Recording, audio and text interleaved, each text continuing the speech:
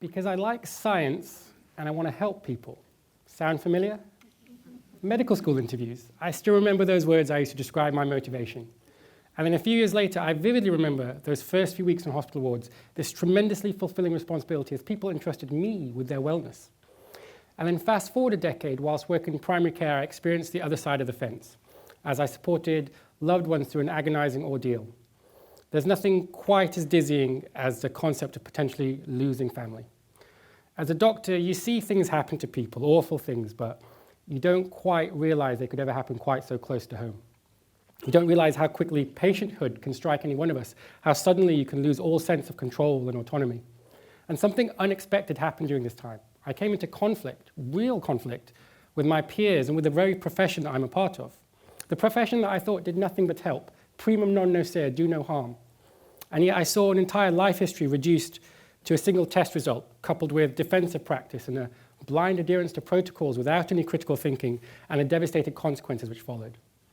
Now, thankfully, we were able to overcome this particular challenge, but I was left struggling. How could well-meaning healthcare professionals be so wrong and yet so determined in their ideas? And I'm not just talking about a momentary error of judgment, which is inevitable.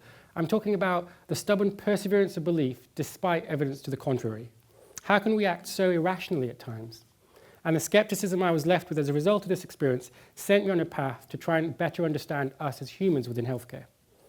Now, work in healthcare is hard. It doesn't matter what system you work in. We have endless pressures, and it can seem a struggle to keep up with the spiraling demand. I realized early on it wasn't even just about the patient in front of me anymore. I have to constantly juggle my responsibilities to medical councils, training bodies, appraisers, employers, payment schemes, commissioners. Perhaps most worryingly, I saw how a fear of the legal system or even newspaper headlines could influence clinical decisions. And we suffer this disabling paradox of endless choice. Nowadays, if I want to, I can organize literally thousands upon thousands of different laboratory tests, scans, drugs, or procedures. And the question is our human behavior able to keep up with this complexity? Looking back, I can see where I fell prey to my biases in my own practice, particularly early on as I developed more special skills. As psychologist Maslow described, it's very tempting when you have a hammer to see everything as a nail. I had a test for every complaint, a diagnosis for every patient, a prescription for every disease. I got swept up with shiny new treatments, often not recognizing the difference between invention and actual innovation. And there was no malintent. In football, for example, a goalkeeper is much more likely to stop a penalty kick by standing squarely in the middle. Yet they inevitably feel compelled to leap to one side or the other. Was I motivated by that same pervasive need to do something? You see someone suffering and you want to act. Perhaps a lot of what I used to do was the validation of my identity as a healthcare professional. But as my journey continued and I learned more, I started to recognize the boundaries of what we know. I saw that while some areas of medicine offered tremendous life-changing value, others seemed to confer much less individual benefit and often increasing harms for the person in front of me. And so my practice slowly evolved. And sometimes patients would call me out on that. Doc, the advice you give me about this yearly blood test is completely different to what you used to say a few years ago. Or, Doc, a few years ago you told me that result on my scan was important and now you're telling me it's completely irrelevant? I'd be honest with them. I'd recognize their feeling and I'd explain that the science has evolved and we and I now know better. I mean, if you look over the history of medicine and science, so much of what we used to be so sure about was ultimately shown to be just an approximation to the truth or even entirely false. In fact, researchers have looked to see how readily current medical practice gets debunked, and it's thought that less than half of what we do stands up to scientific scrutiny. Other researchers have questioned how often can doctors accurately estimate the benefits or harms of the things that we do, and it's thought to be only around 10% of the time.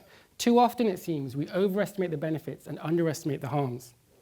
So nowadays, I work in policy and often focus on de-implementation or medical reversal, that is, winding back healthcare practices that we now recognize aren't particularly clinically effective and maybe even associated with greater harm.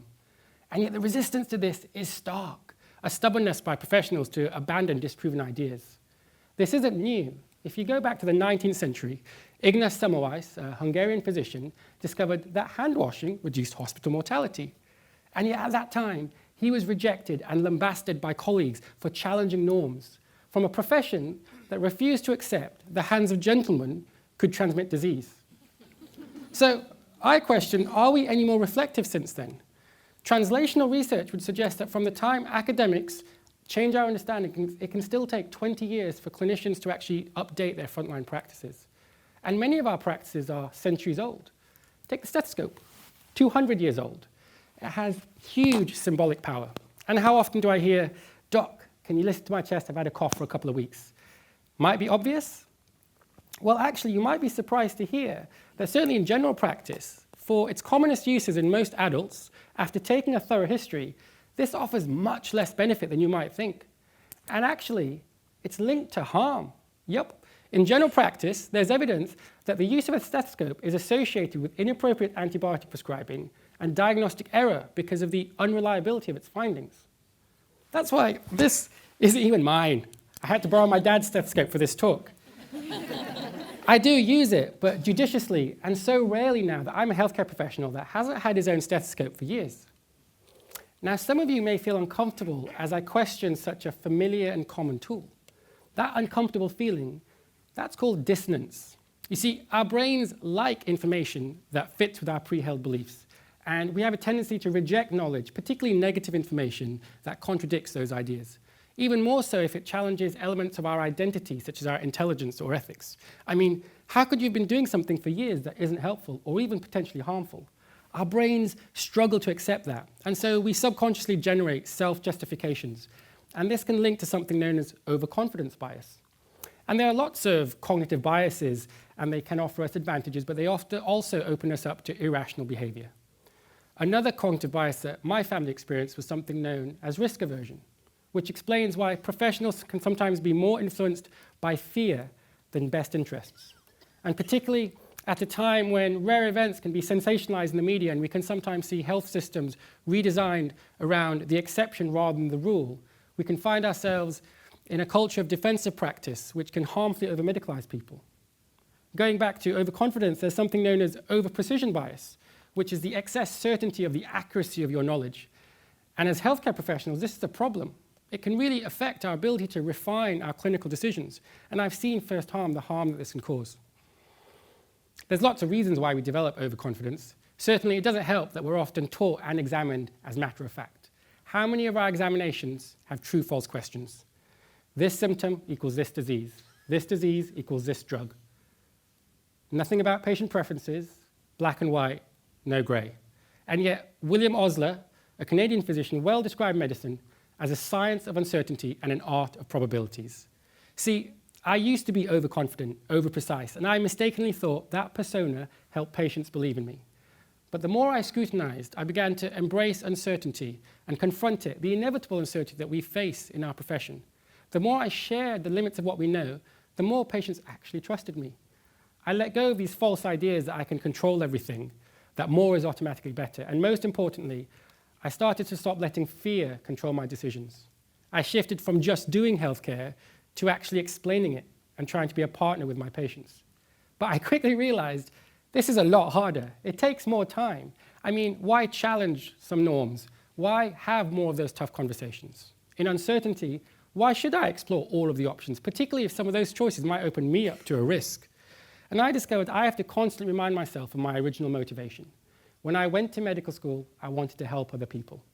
Somewhere along the line, that vision of success got substituted by other markers, such as not being sued, avoiding complaints, how much my patients liked me, maybe how much money I was making, or how many fancy new treatment techniques I was performing. I mean, how do any of you know if you're any good at what you're trying to achieve in healthcare? Maybe performance targets. We like to measure everything, and we kind of have to, and it can certainly be very informative at times.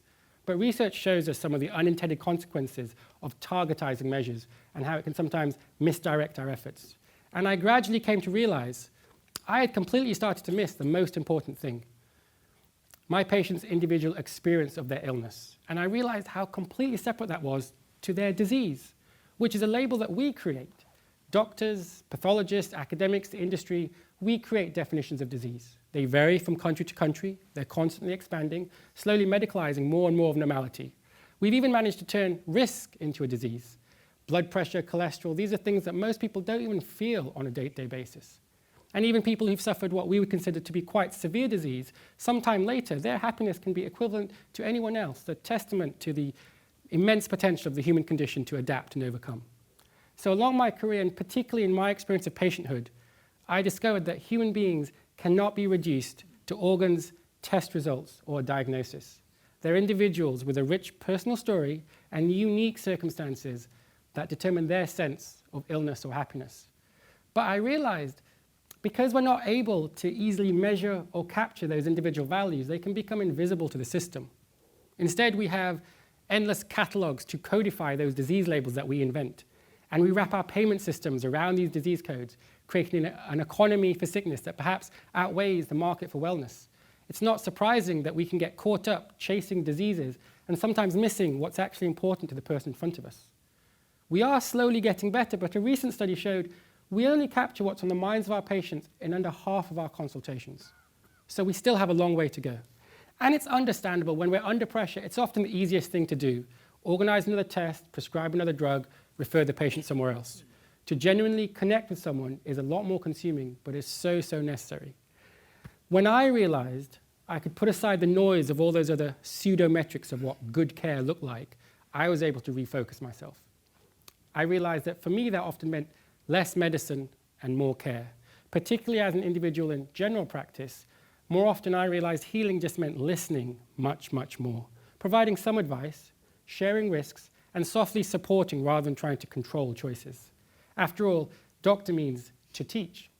So, despite going into medicine motivated by science and an altruistic desire to help people, when patienthood struck, I realized and experienced how much harm we can unintentionally cause. And along my career, I discovered how I fell prey to my own biases and developed all sorts of anecdotal habits. And working in system design, I saw how policy and markets can sometimes pull us in directions away from what's best for our patients. Now, there are all sorts of human biases, and we have no easy solutions to overcome them. And I'm not asking you to be crippled by self-doubt. There are some advantages to being politely assertive. But I would love to see healthcare where we truly encourage more openness and humility towards our beliefs, recognizing the fallibility of what we do, and having the courage to change our practices in light of new quality evidence, where we embrace the uncertainty, and most importantly, we stop allowing fear to control us. Because medicine does tremendous things, but it can be a double-edged sword, and there is a real potential for harm that we must balance. And for all of us working in healthcare, I would ask you to introspect on your personal sense of success.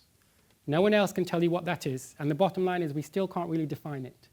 But I would suggest, in a world of system pressures that can sometimes focus on or reward the wrong things and the wrong behaviors, you probably can't do wrong spending a little bit more time on the one thing that we struggle to measure, that a test result or a scoring system cannot tell you, and that's the story of the individual sitting in front of you. Thank you.